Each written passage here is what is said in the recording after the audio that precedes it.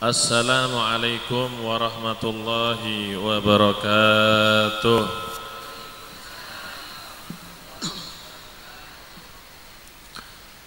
Hamdan li rabbin khassana bi Muhammadin wa anqadhana min dhulmatin wa dayajiri ila nuri islamin wa ilmin wa hikmatin wa yumnin wa sa'adatin wa khairil awamiri. Allahumma salli wa sallim ala sayyidina Muhammadin al-fatihi lima ughliq wal khatimi lima sabaq nasiril haqqi bil haqq wal hadi ila siratikal mustaqim wa ala alihi wa sahbihi haqqa qadrihi wa miqdarihil azim.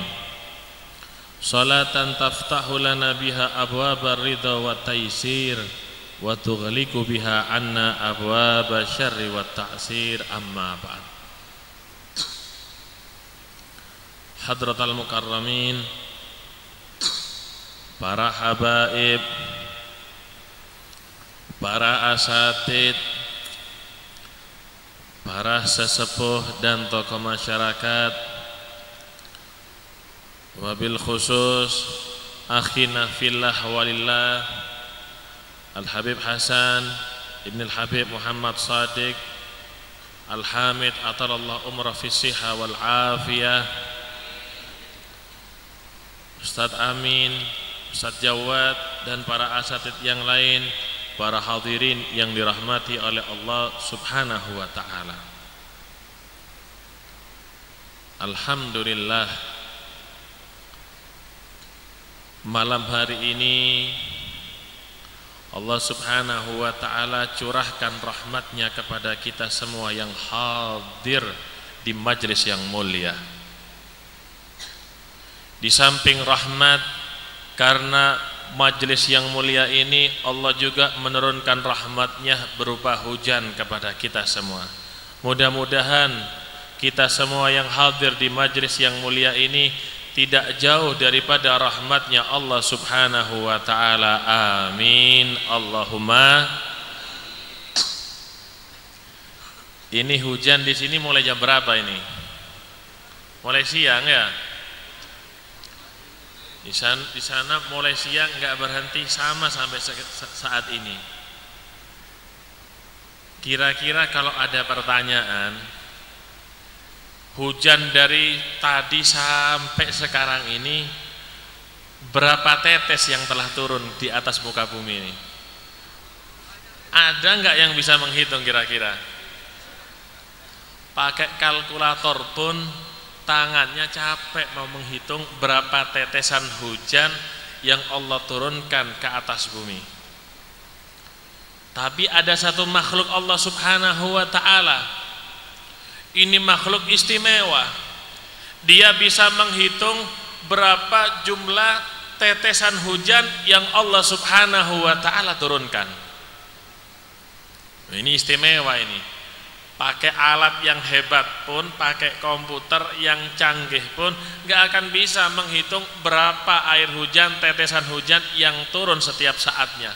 Tapi ini gak ada makhluknya Allah menghitung tetesan hujan, ini bisa. Diceritakan oleh An-Nuri, suatu saat di dalam peristiwa Isra dan Mi'raj baginda Nabi besar Muhammad sallallahu alaihi wasallam, Nabi bertemu dengan satu makhluk yang belum pernah dilihat sebelumnya. Ini makhluk nggak seperti makhluk yang lainnya. Tangannya aja jumlahnya 1000. Kalau sampean tangannya jumlahnya 1000, ya jadi-jadian ini. Orang-orang laring lihat tangannya 1000. Ini tangannya 1000. Setiap tangan jarinya juga 1000. Ini makhluk aneh, kata baginda Nabi Muhammad. Nabi bertanya kepada malaikat Jibril, Jibril, ini siapa makhluk ini wahai Jibril? kok banyak sekali tangannya ini wahai Jibril? Jibril menjawab, wahai Muhammad, ini adalah salah satu daripada malaikatnya Allah Subhanahu wa ta'ala. Biasanya malaikat itu bersayap, ini enggak, tangannya ini sangatlah banyak. Ini malaikat yang seperti apa wahai Jibril? Jibril menjawab, ini wahai Muhammad, malaikat yang menghitung turunnya hujan. Akhirnya Nabi Muhammad bertanya sendiri, wahai malaikat, apa benar kamu ini diperintahkan oleh Allah untuk menghitung tetesan hujan? Benar wahai Kanjeng Nabi. Kamu tahu enggak berapa tetesan hujan yang turun saat ini? Jangankan tetesan hujan saat ini wahai Kanjeng Nabi, hujan pertama kali turun di zaman Nabi Adam sampai detik ini aku tahu berapa jumlah tetesan hujan yang turun di atas bumi wahai Nabi. Mulai zaman Nabi Adam ini kalau dihitung sampai sekarang, bukan di sini saja yang turun, di negara-negara manapun itu turun, itu semua terhitung dengan tangannya malaikat. Padahal alat yang canggih nggak bisa menghitung. Ini terhitung oleh malaikat. Aku tahu berapa jumlah tetesan hujan ini wahai Kanjeng Nabi. Bahkan tetesan hujan yang turun ke langit, yang turun ke laut, jumlahnya berapa? Aku tahu wahai Kanjeng Nabi. Tetesan hujan yang turun di daratan, aku tahu jumlahnya wahai Nabi. Tetesan hujan yang turun di hutan belantara, aku tahu jumlahnya wahai Nabi. Tetesan hujan yang jatuh ke sungai pun aku tahu jumlahnya wahai Nabi. Tetesan hujan yang jatuh ke gua pun jumlahnya aku tahu wahai baginda Nabi. Takjub baginda Nabi Muhammad sallallahu alaihi wasallam. Kemudian tadi malaikat berkata, tapi ada satu hal wahai Nabi yang membuat aku tidak mampu untuk menghitungnya wahai Nabi. Apa satu hal yang kamu tidak bisa menghitungnya? Tetesan hujan aku kira itu yang paling banyak, kamu saja bisa menghitungnya. Apalagi yang tidak bisa engkau hitung wahai malaikat, kata baginda Nabi besar Muhammad sallallahu alaihi wasallam. Yang aku tidak mampu menghitungnya wahai Nabi, jika ada sekelompok daripada umatmu duduk dalam satu majelis, kemudian mereka bersama-sama bersolawat kepadamu wahai Nabi, aku tidak bisa menghitung berapa pahala yang Allah berikan kepada mereka wahai Nabi. Saat ini itu malaikat gak bisa menghitung berapa pahala yang Allah siapkan kepada kita yang hadir dalam majelis maulid yang isinya sholawat kepada baginda Nabi besar Muhammad. Makanya hujan gak hujan sama saja, hujan gak hujan sama, yang penting kita tetap sholawat. Apa yang kita cari? Yang kita cari dengan sholat bukan uang, bukan harta, bukan jabatan. Yang kita cari dengan sholawatan, dekat dengan baginda Nabi besar Muhammad. Siapa yang tidak ingin dekat dengan Nabi Muhammad? Siapa yang tidak ingin memandang wajah Nabi Muhammad sallallahu alaihi wasallam? Siapa yang tidak ingin kulitnya bersentuhan dengan kulit Nabi Muhammad? Siapa yang tidak ingin berpelukan dengan Nabi Muhammad sallallahu alaihi wasallam? Ada seorang perempuan Ansar Ad-Dinariyah dari suku Bani Dinar.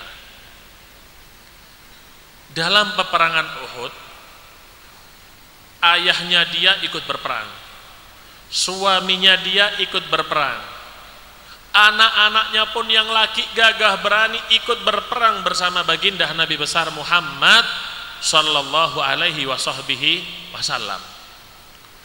Kalau Nabi sudah berperang dengan para sahabat, itu perempuan-perempuan itu pada menunggu bagaimana kabar baginda Nabi Muhammad sallallahu alaihi wasahbihi. Mereka tidak menunggu kabar apakah ayahnya selamat dalam perang atau tidak. Mereka tidak menunggu kabar suaminya selamat dalam perang atau tidak. Bahkan mereka tidak menunggu kabar anak-anaknya itu selamat. Kenapa? Karena mereka tahu kalau sudah keluar bersama dengan baginda Nabi, kemudian menegakkan daripada kebenaran, ikut perang bersama Nabi Muhammad, sudah dipastikan meninggalnya dalam keadaan syahid, disaksikan oleh malaikat Allah dan baginda Nabi besar Muhammad. Sampai ada satu sahabat, Handalah ini paginya baru menikah. Orang itu kalau menikah kayak dunia ini milik dia sendiri sama istrinya, yang lain kontrak. Apalagi pas kawin musim-musim hujan seperti ini, nggak bisa diceritakan sudah.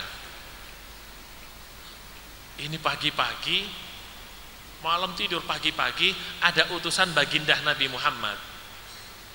Ada utusan baginda Nabi Muhammad. Ya fulan, dipanggil baginda Nabi perang Uhud, dipanggil Nabi Muhammad. Yang bangun istrinya. Kemudian dibangin suaminya, suamiku, bangun, ada utusan baginda Nabi Muhammad. Akhirnya bangun ini si suami, tapi kecewa bangunnya. Kenapa kecewa? Kata suaminya, kok bukan aku yang pertama kali mendengar suara utusan Nabi Muhammad sallallahu alaihi wasahbihi. Jadi dia ini merasa kecewa dan menyesal tidak mendengar suara utusan baginda Nabi Muhammad. Padahal itu suara utusan Kanjeng Nabi Muhammad. Bagaimana kalau dengan suara Nabi Muhammad sallallahu alaihi wasallam sendiri? Akhirnya bangun, cuci muka, pergi sudah bergegas-gegas, gak mikir sudah dia keluar, pergi menghadap baginda Nabi besar Muhammad. Saking cintanya ini orang dengan sahabat, dengan baginda Nabi Muhammad. Sahabat ini gak pernah terpikir dalam hatinya ini ingin kaya, ingin punya jabatan yang tinggi, ingin punya rumah yang mewah, kendaraan yang bagus, apalagi pabrik dan perusahaan. Memang gak ada zaman itu. Yang diinginkan oleh sahabat sama semuanya, bagaimana setiap saatnya kemanapun Nabi pergi, dia selalu bersama Nabi Muhammad. Apa sih nilai harta yang Anda punya, walaupun itu miliaran, tapi nanti di akhirat nanti tidak bisa berkumpul dengan Nabi Muhammad? Ada nilainya itu harta kalau tidak bisa berkumpul dengan Nabi Muhammad. Apa nilainya daripada mobil Anda yang mewah, miliaran harganya, tapi sebagai penghalang nanti di akhirat untuk bertemu Nabi Muhammad? Ada nilainya itu mobil yang mewah, rumah yang bagus,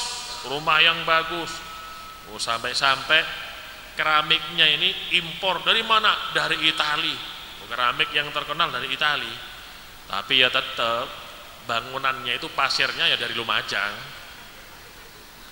Apa nilai daripada rumah yang mewah, yang megah, tapi dia tidak bisa berjumpa dan bertemu serta memandang wajah suci daripada Nabi besar Muhammad sallallahu alaihi wasahbihi.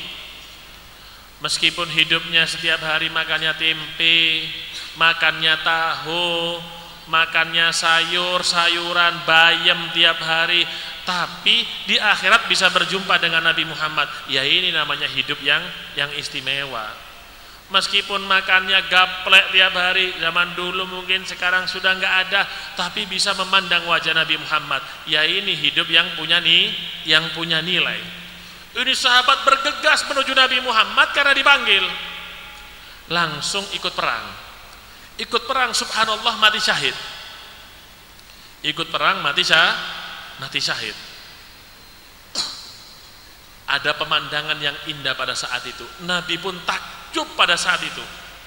Si Handalah ini ketika meninggal, segerombolan malaikat ini turun dari langit, bahkan seakan-akan tertutup daripada cahaya matahari karena banyaknya malaikat yang turun. Kemudian Hamdalah ini dimandikan oleh malaikat. Takjub Nabi, kok sampai malaikat turun ini memandikan? Siapa ini orang? Akhirnya ditanya istrinya, amalannya Hamdalah ini apa? Kok sampai-sampai yang memandikan ini malaikat? Ternyata apa jawabannya? Nabi, tadi dia ini ketika dia ini pergi ikut perang bersamamu wahai Nabi, dia ini masih junub, belum mandi besar wahai Nabi. Jadi gara-gara junub belum mandi besar, dia tinggalkan, lupa sudah karena dipanggil Nabi Muhammad. Akhirnya yang memandikan siapa? Malaikat Allah subhanahu. Ya ini yang diinginkan oleh para sahabat.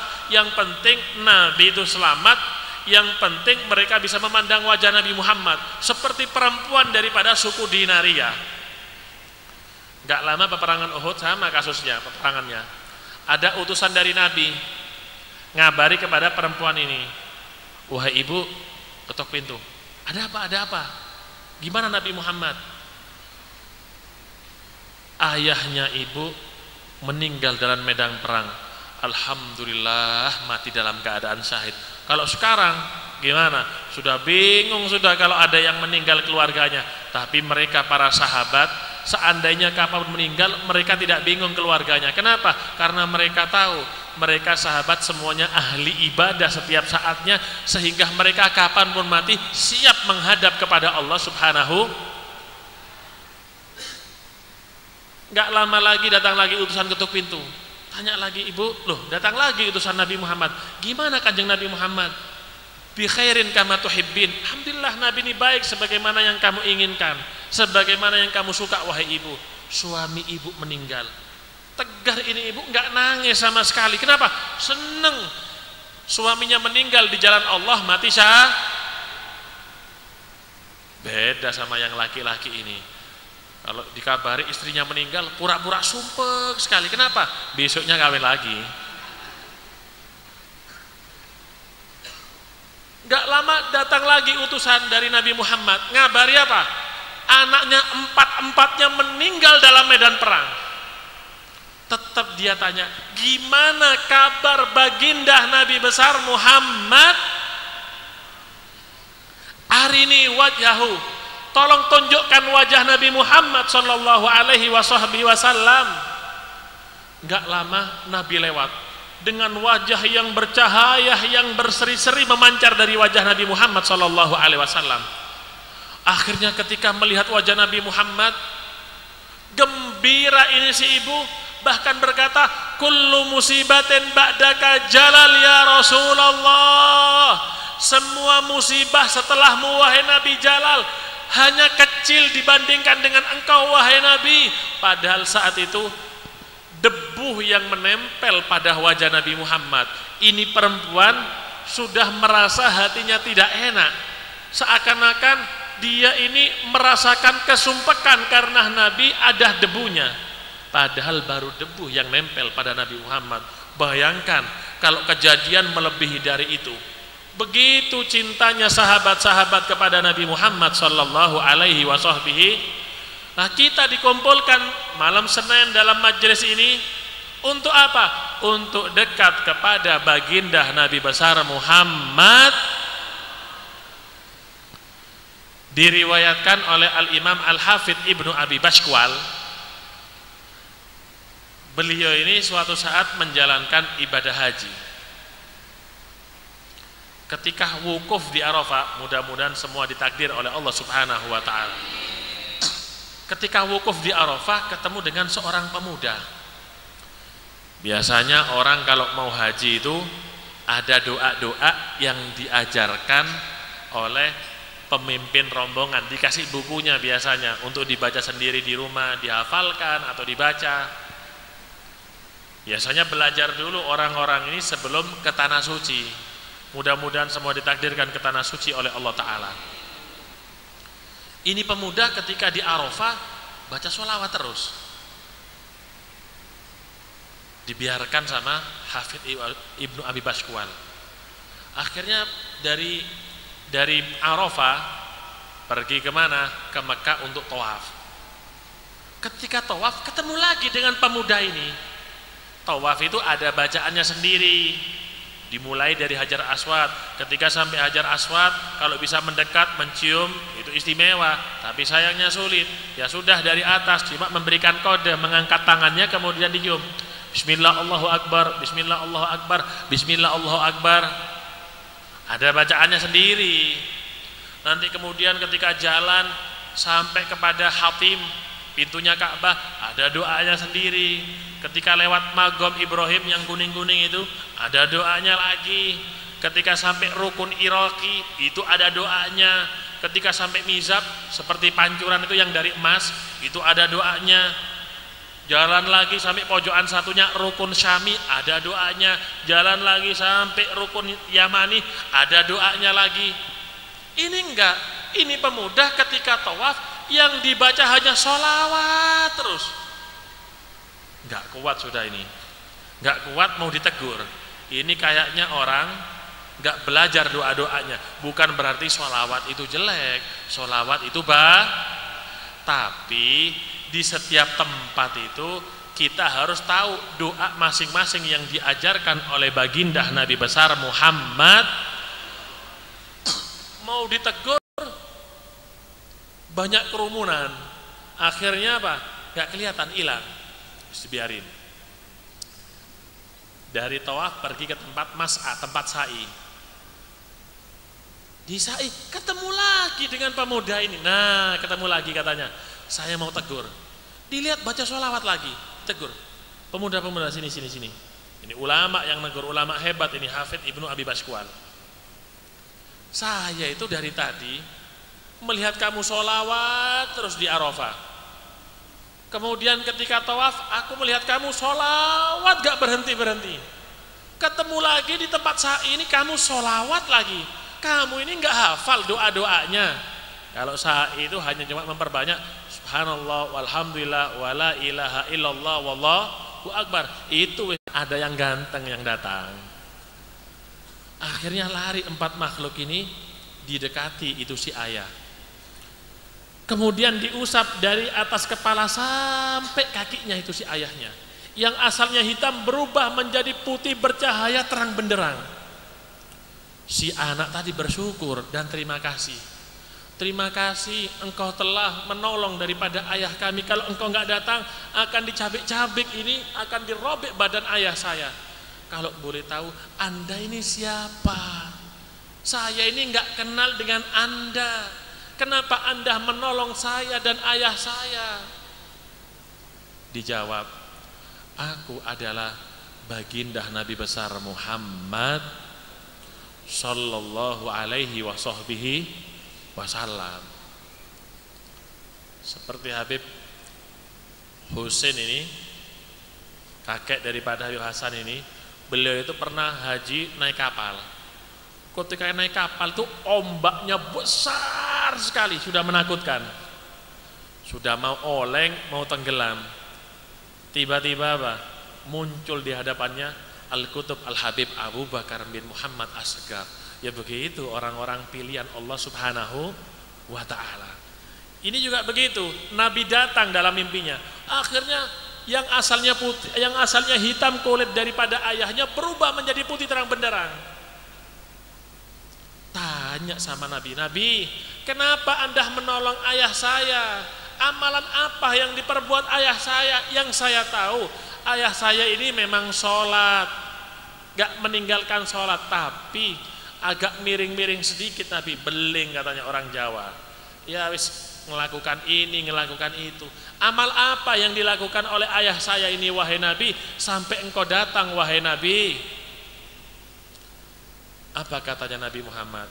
Memang ayahmu di masa hidup seperti itu, rotok beling titik, rotok beling titik kata Kanjeng Nabi Muhammad. Tapi dia itu setiap harinya tidak kurang 300 kali bersolawat kepadaku, kata baginda Nabi besar Muhammad. Seandainya majelis rutinan malam Senin ini cuma solawatan, itu sudah cukup. Itu sudah cukup, apalagi diisi setelahnya membaca kitab An-Nasaihid Diniyah karya Qutbul Irsyad Al-Habib Abdullah bin Alawi Al-Haddad, apalagi diisi setelahnya dengan membaca kitab-kitab fikih, ya tambah lagi ini majelis-majelis yang istimewa. Dikatakan oleh Al-Arif Billah, para aulia, Habib Umar pernah mengatakan, seandainya orang-orang yang di dalam kubur dibangkitkan saat ini, apa yang mereka harapkan? Orang yang sudah mati seandainya dihidupkan lagi oleh Allah, apa yang mereka kerjakan? Apakah mereka sholat? Apakah mereka ini mau zakat? Atau mereka mau ini mau itu? Yang mereka lakukan seandainya dihidupkan dari alam kuburnya, yang mereka kerjakan menghadiri majlis-majlis taklim seperti malam hari ini. Kenapa? Li'udmi thawabihi minallahi subhanahu wa ta'ala, karena besarnya daripada anugerah Allah, karena hebatnya pahala yang telah Allah siapkan kepada orang-orang yang hadir dalam majlis-majlis seperti malam hari ini. Kenapa? Karena majlis ini bersambung dengan baginda Nabi besar Muhammad. Kalau orang sudah memiliki hubungan yang erat dengan Nabi Muhammad, kalau sudah memiliki hubungan yang kuat dengan Nabi Muhammad, istimewa ini orang.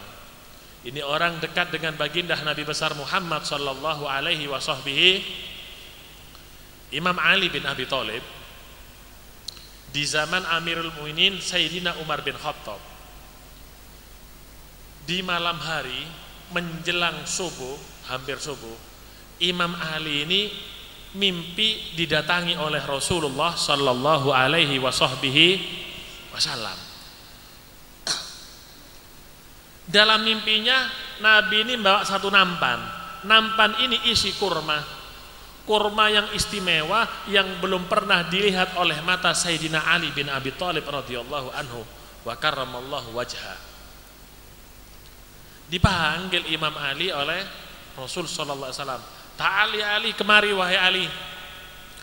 Kemudian Nabi mengambil satu biji kurma, diberikan kepada Imam Ali. Ini wahai Ali, makan ini kurma. Dimakan itu kurma oleh Imam Ali bin Abi Thalib. Ketika dimakan oleh Imam Ali bin Abi Thalib, dalam hati Imam Ali bin Abi Thalib, demi Allah, aku belum pernah makan kurma seumur-umur manisnya seperti kurma dalam mimpi yang diberikan oleh Nabi Muhammad SAW. Akhirnya dalam mimpinya Sayyidina Ali berkata kepada Rasulullah SAW, karena enak minta lagi. Orang kan gitu, kalau makan sate sama gulai kalau sudah enak tambah lagi biasanya. Kenapa? Oh, sudah enak makannya, nafsu sudah. Zidni ya Rasulullah, tambah lagi kurmanya wahai Rasul, tambah lagi kurmanya wahai Nabi, kata Imam Ali. Tiba-tiba adzan di masjid, Allahu Akbar, bangun Imam Ali. Akhirnya cepat-cepat pergi ke masjid. Saat itu yang menjadi imam Amirul Mukminin Sayyidina Umar bin Khattab. Sayyidina Ali agak telat, ada di belakang, sholat. Setelah sholat, wiritan sebentar, keluar Imam Ali. Kenapa? Ada urusan. Keluar, sampai pintu gerbang masjid ada orang tua. Orang tua bawa nampan isinya kurma. Wahai Imam Ali, tolong ini kurma berikan dan sampaikan kepada Amirul Mukminin Sayyidina Umar bin Khattab. Akhirnya dibawa itu kurma, dibawa diberikan kepada Sayyidina Umar bin Khattab. Kemudian dipanggil Imam Ali oleh Sayyidina Umar, Ali sini, ini kurma banyak, apa kamu nggak mau nyicipi? Coba ini cicipi kurmanya wahai Ali. Dicicipi oleh Imam Ali. Terkejut Imam Ali, apa yang terjadi? Kurma yang dimakan pemberian Sayyidina Umar tadi ternyata rasanya seperti kurma yang diberikan oleh Nabi Muhammad dalam mimpinya. Subhanallah. Kata Imam Ali, ini sekarang bukan lagi mimpi, alam yang nyata ini, bukan mimpi. Aku mau tambah lagi, minta kepada Umar bin Khattab yang banyak, tak bawa pulang. Ini kurma istimewa. Akhirnya Sayyidina Ali pergi ke Sayyidina Umar. Wahai Umar, zidni ya Umar, tambah lagi kurmanya wahai Umar, aku bawa ke rumah wahai Umar, ini kurma enak wahai Umar, kata Imam Ali. Apa jawaban Sayyidina Umar pada saat itu? Lau zadaka Rasulullah sallallahu alaihi wasallam lazidtu satukan. Tercengang Imam Ali bin Abi Thalib. Apa ucapan Sayyidina Umar? Seandainya semalam Nabi Muhammad memberikan kamu tambahan kurma, aku akan tambah kurma saat ini wahai Ali. Padahal yang mimpi siapa? Sayyidina Umar bisa tahu. Sayyidina Ali tanya kepada Sayyidina Umar, ya Umar, hal hadal ilm awil kasyaf ya Umar? Wahai Umar, apakah ini kasyafmu wahai Umar? Wali itu bisa tembus pandang. Apakah ini kasyaf wahai Umar atau ilmu wahai Umar? Beginilah wahai Ali, jika hati sudah terikat, sudah tersambung dan terkoneksi dengan baginda Nabi besar Muhammad, kira-kira hati kita saat ini tersambung dengan Nabi Muhammad atau dengan dunia? Kita sendiri yang tahu, tanya kepada diri kita sendiri. Hati kita sekarang tersambung dengan manusia yang paling suci atau tersambung dengan makhluk yang lainnya? Kalau hati sudah dipenuhi dengan cinta selain Nabi, maka sulit cintanya Nabi akan masuk. Ibarat seperti gelas sudah penuh airnya, ditambah lagi maka akan apa? Tumpah. Kalau ingin Nabi bersemayam dalam hati kita, bersihkan semua cinta yang ada dalam hati kita, cinta apapun, sehingga ada porsi, ada ruangan yang kosong untuk cintanya baginda Nabi besar Muhammad sallallahu alaihi wasallam.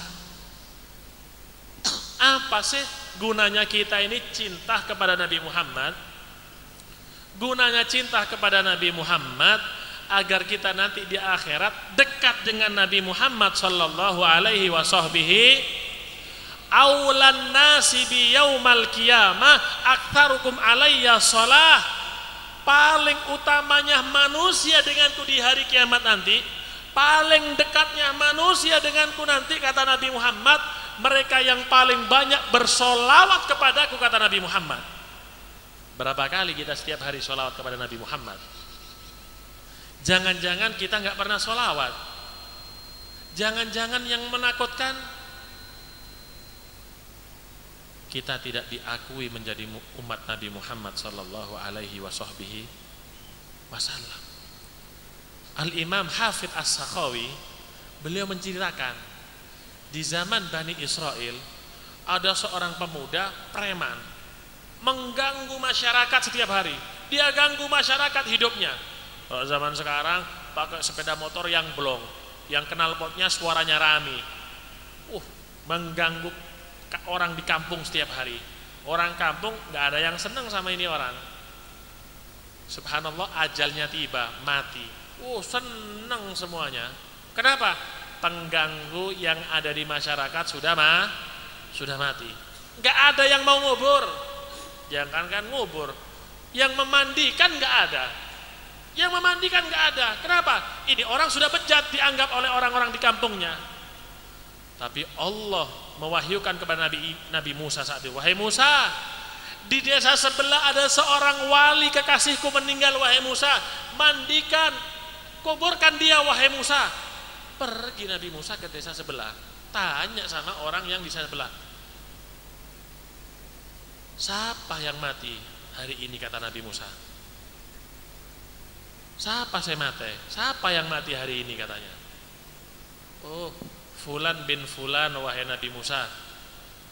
Ayo kita sholati, kita mandikan. Loh, ada apa mak sholati Nabi Musa? Didik ya baca Madura. Ada apa kok disolati Nabi Musa? Ini orang bejat preman di sini, nggak perlu disolati. Loh, saya ini dapat wahyu dari Allah, yang mati sekarang ini kekasih Allah. Kalau nggak ada lagi yang mati kecuali ini, ya dia ini walinya Allah, kata Nabi Musa. Wes sudah, pasrah ikut saya, dimandikan semuanya, rati. Setelah itu baru Nabi Musa bertanya kepada Allah. Nabi Musa kan punya kelebihan apa? Kalimul, bisa berbicara langsung dengan Allah Ta'ala. Tanya, ya Allah, apa kelebihan daripada pemuda ini ya Allah? Katanya orang kampung ini preman ya Allah. Begini wahai Musa, suatu saat ketika dia pulang sebelum mati, ketika dia pulang malam-malam Dia ini mabuk sudah wahai Musa. Dia membersihkan dirinya sampai rumahnya, dia bersihkan wajahnya, dia pakai wangi-wangian, kemudian dia membuka kitab Taurat.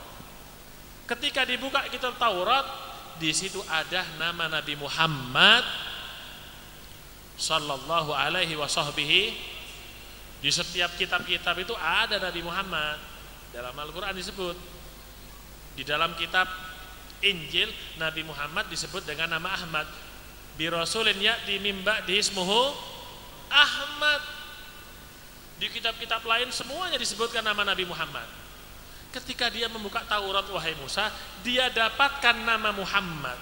Kemudian dia cium itu nama karena cinta kepada Muhammad. Karena dia cinta dengan Muhammad wahai Musa, padahal Muhammad belum dilahirkan wahai Musa. Belum aku ciptakan wahai Musa. Kalau nurnya sudah diciptakan, wujudnya masih belum ada. Tapi karena dia cinta dengan Muhammad wahai Musa, walaupun dia bukan umatnya, aku ampuni semua dosanya wahai Musa karena cinta kepada Nabi Muhammad. Kira-kira kita yang hadir di sini cinta nggak dengan Nabi Muhammad? Rindu nggak dengan Nabi Muhammad? Kalau kita cinta, kita rindu dengan Nabi Muhammad, tunjukkan. Kalau kita ini benar-benar cinta dengan Nabi Muhammad sallallahu alaihi. Kalau cinta dengan Nabi Muhammad, itu otomatis cinta dengan anak cucu Nabi Muhammad. Kalau orang mengaku cinta Nabi Muhammad tapi benci dengan anak cucu dan keluarga Nabi Muhammad, ini cintanya bohong. Cintanya bohong. Kalau cinta dengan Nabi Muhammad, cinta dengan segala sesuatu yang berhubungan dengan Nabi Muhammad. Seandainya Nabi Muhammad punya binatang piaraan, cinta dengan binatangnya Nabi Muhammad. Seandainya Nabi Muhammad punya rumah, cinta dengan rumahnya Nabi Muhammad. Nabi Muhammad punya anak turun, cinta dengan anak turun Nabi Muhammad. Nabi Muhammad punya umat, cinta juga dengan semua umat Nabi Muhammad sallallahu alaihi wasahbihi. Akhir-akhir ini banyak orang-orang yang mau mengajak kita jauh daripada anak cucu Nabi. Jangan mau. Seandainya ini rumah, yang paling tahu isi rumah ini siapa? Siapa yang paling tahu isi rumah? Ya pemilik rumah dan anak-anaknya, itu sudah pasti. Begitu juga dengan Islam, begitu juga dengan syariat.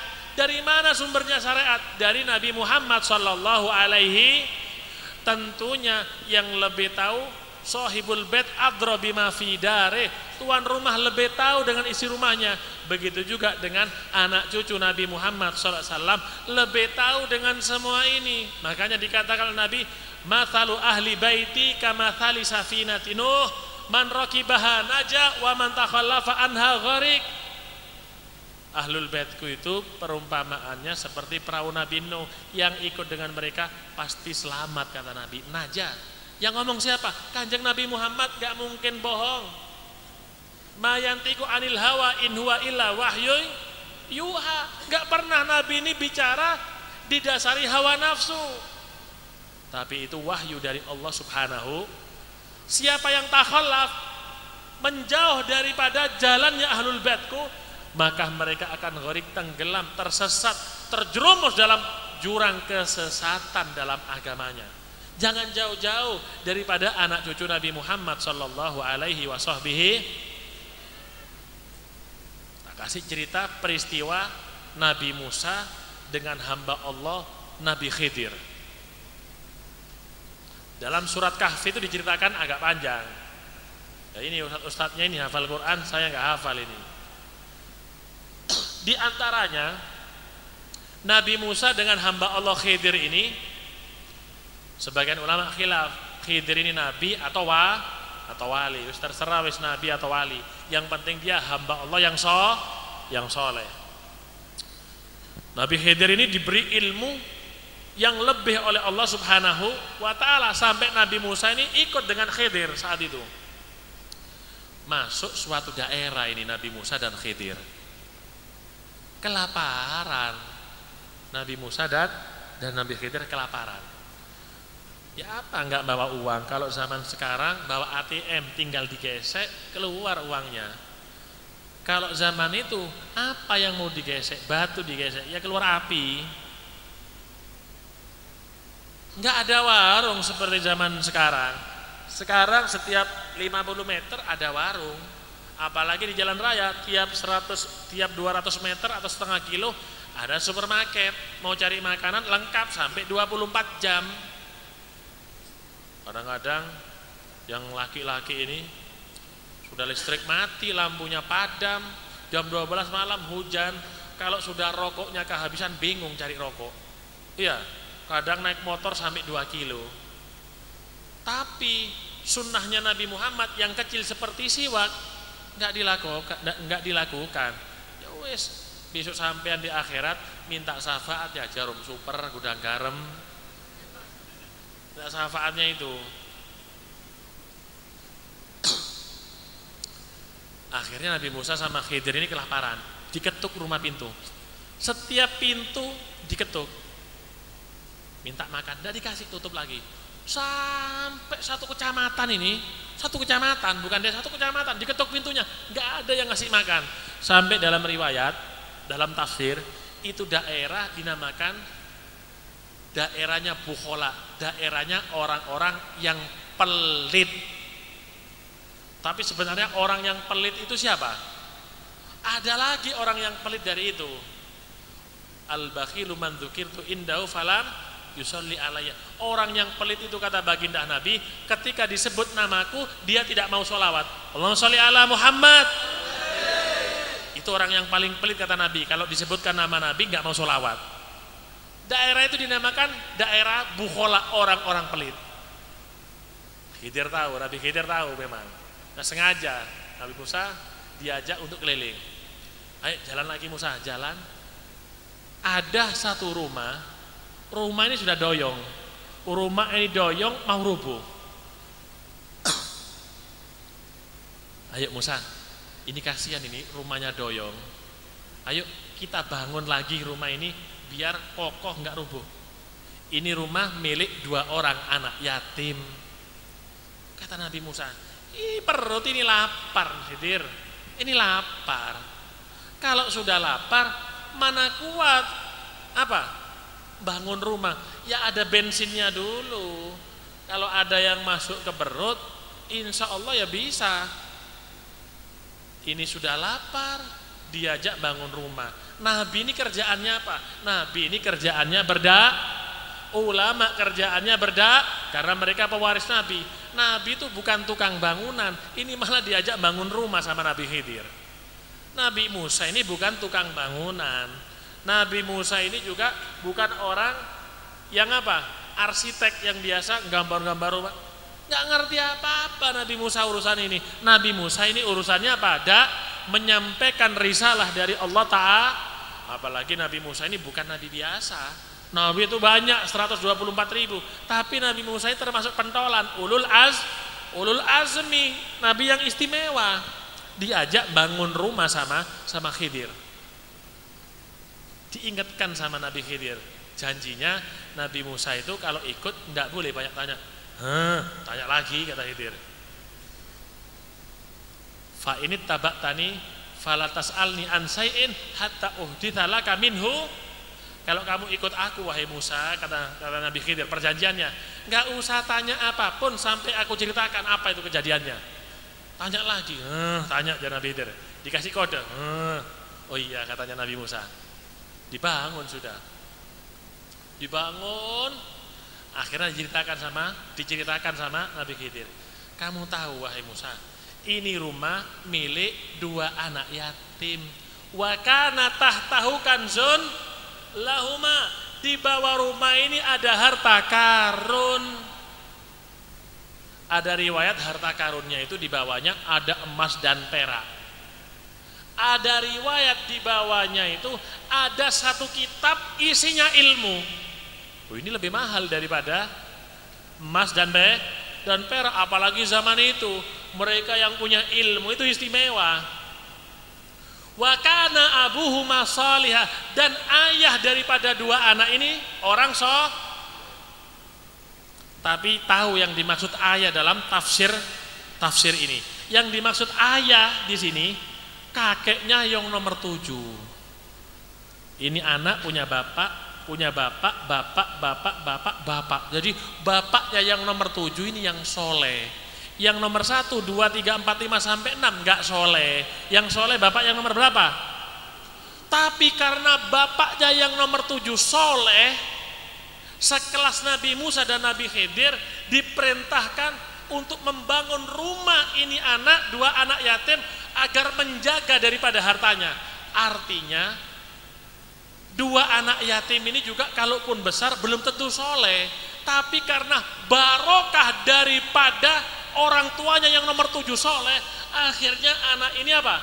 Dijaga oleh Allah. Sekelas Nabi Musa dan Nabi Khidir diperintahkan untuk menjaga daripada harta padahal kakeknya yang nomor 7 ini bukan umatnya Nabi Musa dan bukan di zaman Nabi Musa, di zaman nabi-nabi sebelumnya. Yang di zaman Nabi Musa ya 2 anak yatim ini, bapaknya dia sudah bukan zamannya Nabi Musa, apalagi bapak yang nomor 7. Tapi karena kesolehan bapak yang nomor 7, barokahnya ini sampai kepada anak turunnya. Padahal ini bapaknya yang nomor 7 bukan umat Nabi Musa, sekelas Nabi Musa diperintahkan menjaga. Kira-kira dengan cerita saya ini bisa menafsirkan sendiri enggak? Kira-kira maksudnya, kalau ada seseorang memiliki ayah yang paling soleh di dunia, siapa? Siapa orang paling soleh? Nabi Muhammad. Loh, kira-kira cucunya ini dapat barokahnya enggak? Ya pasti. Loh, itu aja cucu nomor 7 dia bukan umat Nabi Musa bisa memberikan barokah sampai turunan nomor 7, apalagi mereka yang menjadi umat dan Nabi tersebut kakeknya sendiri, gimana? Ya pasti mendapatkan barokah dari Nabi tersebut. Makanya sing cinta, kita ini harus cinta dan dekat dan memuliakan keluarga Nabi besar Muhammad. Gak usah pilih-pilih. Kalau yang alim ya pasti kita muliakan, kita hormati. Tapi Allah tidak menganjurkan untuk kita memilih. Yang alim kita hormati, yang abahnya wali kita hormati, yang bukan wali meskipun Habib gak dihormati, gak ada. Semuanya diperintahkan dihormati oleh Ta'ala. Allah yang memerintahkan ini.